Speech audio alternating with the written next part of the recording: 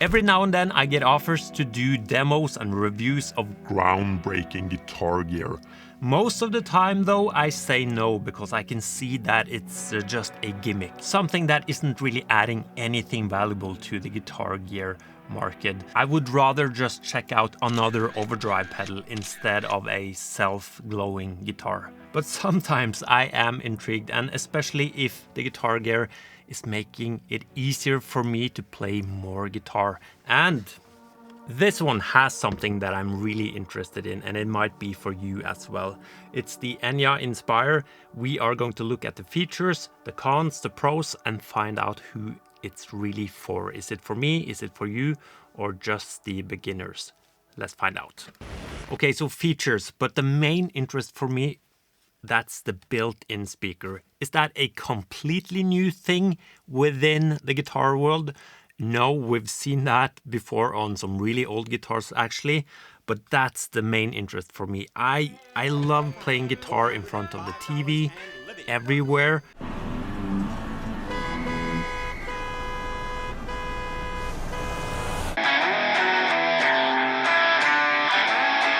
And I mean, I could just use an acoustic guitar for that, but that's not always like perfect for all styles. And I really don't like bringing an amp everywhere. So that's the thing that I'm interested in. But yeah, features. The body is fully crafted from a carbon fiber composite, and it's chambered for resonance and durability. They are saying it's ideal for shifting climates and touring. I will get back to this in a bit. The neck is asymmetrical, merging from a C shape in the upper frets with a V shape in the lower, with a 25.5-inch scale, 12-inch fretboard radius, and 24 frets. The pickup configuration is HSS, and actually ChatGPT is trying to tell me it is called SSH, but that's not right, is it, ChatGPT? You're stupid. There's a coil split and there's a 2-point tremolo, and that is supposedly less aggressive than a Floyd Rose, but it is smoother and simpler. And of course you have a onboard speaker that is about 10 watts. You can connect the guitar to your phone and to this foot switch that lets you go between different presets: clean, overdrive, crunch, and lead. And of course you can edit everything on your phone. You have a USB-C, a regular jack, and a mini jack for headphones if you want to use that.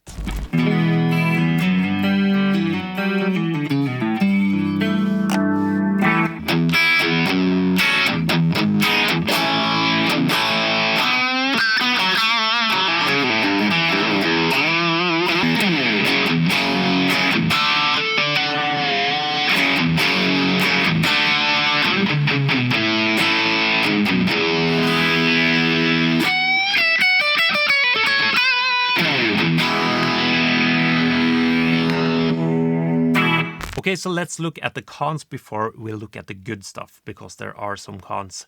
I think you can use this guitar without ever using the app, I think, but it's best to use the app. And the first thing that annoys me is that you will have to make an account to be able to pair the guitar to your phone.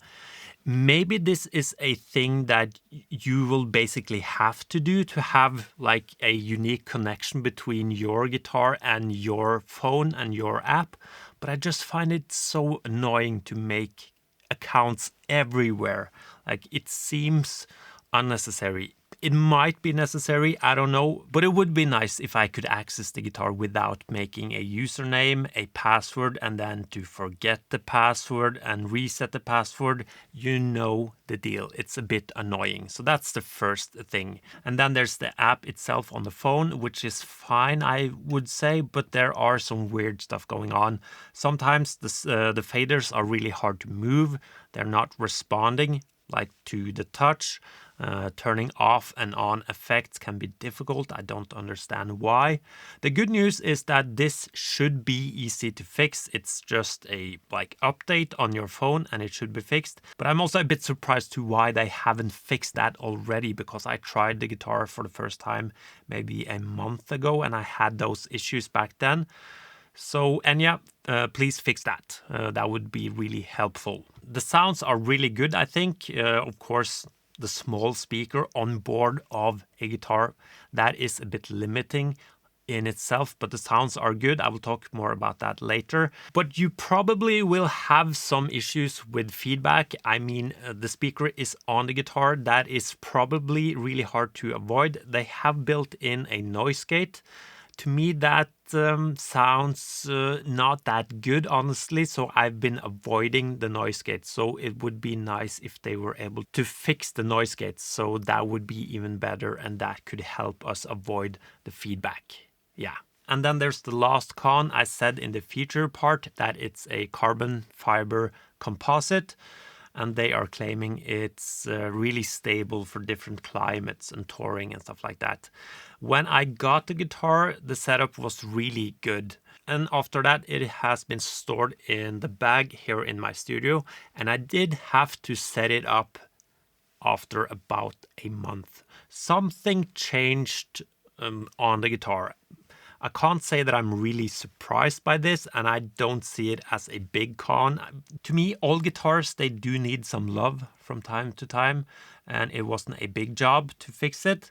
But yeah, it wasn't 100% stable coming from probably China to Norway, and like handling the climate change coming from there. Yeah.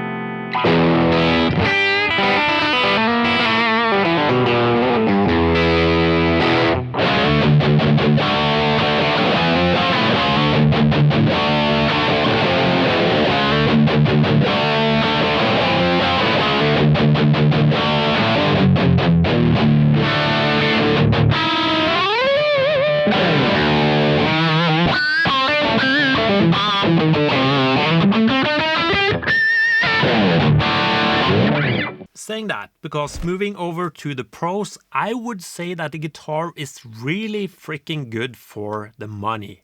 The price is a bit different every time I've checked on the website. This is like the current price. And for that price, even if you ignore the speaker and the built-in stuff, it's a great freaking guitar.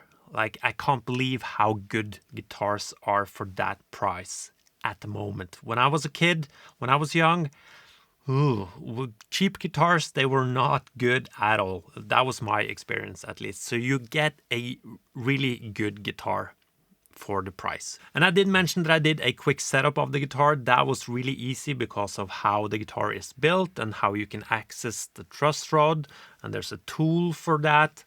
Pretty simple stuff. And I did mention the possibility of feedback from the speaker. If you are struggling with that, that's really when you are pushing the volume and gain with the guitar. But if you are struggling with that, you can use the headphones out, and that's also a really good sound. And it's still a very compact setup. Easy to use setup if you want to practice the guitar. Just your guitar, and you have headphones plugged in, and you can noodle around wherever you want to play. So that's also a nice feature. The sounds, as I said, are quite good.